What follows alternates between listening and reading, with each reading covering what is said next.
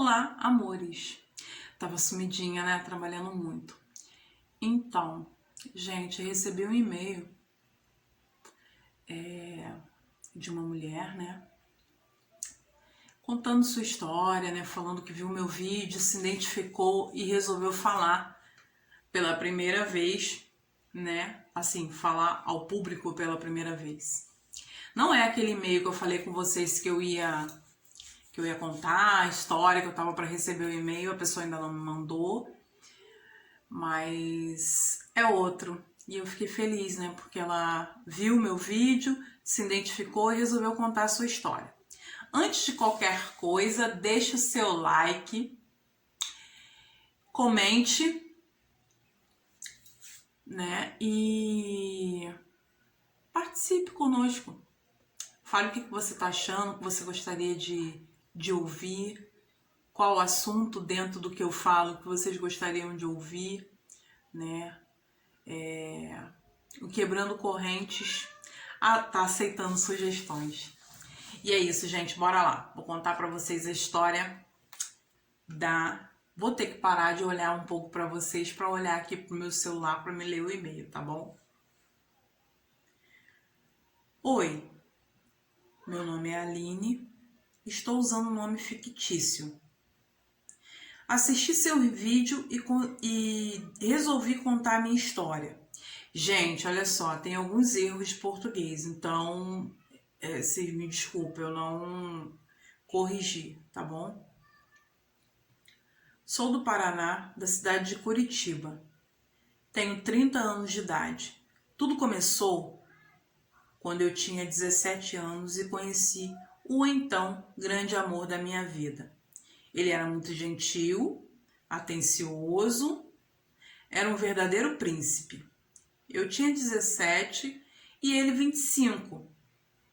Minha família, muito católica, não aceitava nosso relacionamento. Porém, com o passar do tempo, ele conquistou toda a minha família. Não tinha um familiar que não gostasse dele. Tivemos então permissão para namorar em casa. No terceiro ano de namoro, ficamos noivos. Nessa altura do campeonato, meus pais eram tão apaixonados quanto eu por ele. Ele já tinha 28 anos, tinha um cargo de chefia numa multinacional e tinha o próprio apartamento. Morava sozinho. Nosso namoro era como o de qualquer outro casal. Apaixonados, saíamos bastante, só não tínhamos hábitos de beber e ficar pela madrugada fora na rua. Vou dar uma resumida. Nos casamos no mês de maio. Eu parecia uma princesa e ele um príncipe. Imagina, começar a namorar aos 17 anos e ainda casar no mês das noivas. Ah, que lindo, né, gente? É legal. Nossa lua de mel foi bem curta, foi no resort. Nós fomos um final de semana no resort. Nós fomos morar no apartamento dele, tudo muito lindo, parecia um conto de fadas. Certo dia, eu esperava ele chegar e me recordo de ter adormecido no sofá. Eu acordei com ele me chamando para irmos para a cama. Eu estava meio tonta de sono, porém, achei que havia sentido um odor estranho nele. No outro dia, questionei por que havia chegado tão tarde da noite, mesmo porque ele não tinha o hábito. Ele apenas me disse que estava até mais tarde no trabalho. Enfim, não tocamos mais no assunto. Quando já tínhamos 5 meses de casamento, ele novamente chegou tarde pela segunda vez. E de novo, sempre com a mesma desculpa que estava no trabalho até mais tarde. Só que ele estava diferente, distante, frio. Não me dava mais atenção. Um dia eu não aguentei. Comecei a questionar todo aquele comportamento. Ele, então, como se eu tivesse o ofendido com a pergunta, falou para que eu me calasse, pegou no meu braço e, ao mesmo tempo em que gritava, ele me sacudiu e me largou.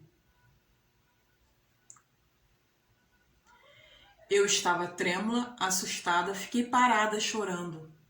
Passado um tempo, ele veio até a mim e me pediu desculpa. Bem, o tempo passou e cada dia ele estava diferente, não queria mais ir comigo na casa dos meus familiares e depois de um tempo reclamava que eu fosse. Até que um dia, quando estávamos nos preparando para sairmos, ele disse que eu voltasse a trocar e me trocasse, pois eu parecia uma prostituta com aquela roupa. E eu recusei. E ele rasgou minhas roupas, me arrastou até o quarto. Aí foi onde tudo começou. Qualquer coisa que eu fizesse era motivo para ele me agredir. Nunca tinha sido tão agressivo. Eram só empurrões no máximo. Eu era arrastada até o quarto. E eu fui relevando esses comportamentos. Eu fui relevando esses comportamentos. Então engravidei de gêmeos. E eu achei que com a chegada dos gêmeos ele fosse melhorar, mas ele só piorou. Chegou a me dar um tapa no rosto quando ainda estava grávida. E depois que eles nasceram, ele um dia simplesmente chegou em casa bêbado, dizendo que eu não servia para nada e que não era mais a mulher por quem ele se apaixonou. Eu então comecei a me queixar e então ele começou a me bater, como quem bate em um homem. Eram socos, chutes e ele só parou quando eu já não estava mais acordada. Então, por vergonha e medo, não contei nada a ninguém. Segui minha vida tentando fazer o máximo para não contrariar meu marido. As surras não cessaram, mas diminuíram.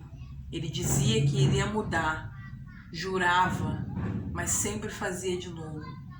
E eu sempre achando que um dia realmente ele iria mudar.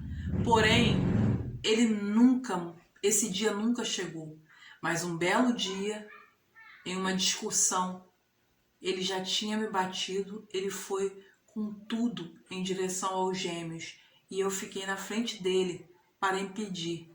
Então ele bateu com tanta força na minha cabeça que eu dei entrada no hospital com traumatismo craniano. Fui socorrida pelos vizinhos de porta. Ele simplesmente saiu porta fora e me largou desacordada com os gêmeos de 3 anos aos prantos. Depois desse dia, meus pais tomaram conhecimento da minha condição e prestaram queixa. Hoje, eu e os meus pais estamos com um processo na justiça por tentativa de assassinato. Eu fui salva pelos meus pais e até hoje eu tenho pesadelos com aquele dia. Faço tratamento psicológico, tomo remédios para ansiedade, depressão. Não saio de casa sozinha. Tudo porque eu achava que ele ia mudar e por vergonha. Já se passaram 5 anos desde então. Ele vem recorrendo na justiça, mas meus pais são irredutíveis, queremos justiça. O motivo desse meu e-mail é que as mulheres de seu canal e outras mulheres que possam ouvir a minha história não sejam tão ingênuas como eu fui. Hoje eu sou apenas vestígios do que um dia fui. Obrigado por se colocar diante de uma câmera e nos representar. Um abraço da Aline que um dia eu fui, porque hoje nem um simples abraço eu consigo dar. Nossa, gente. Forte, hein? Eu não sei nem o que dizer.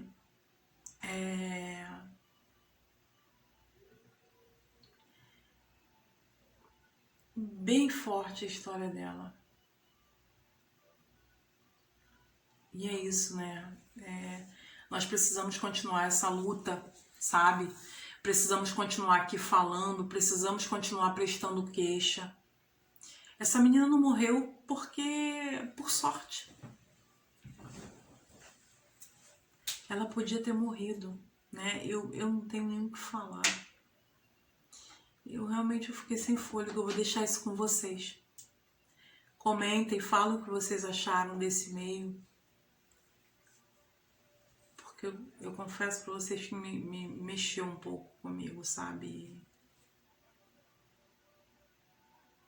E é isso. Obrigado. Deixe seu like. Comente. Vamos deixar aí uma mensagem para nossa Aline, né? Porque ela tá precisando de nós e é isso. Beijo, amo vocês.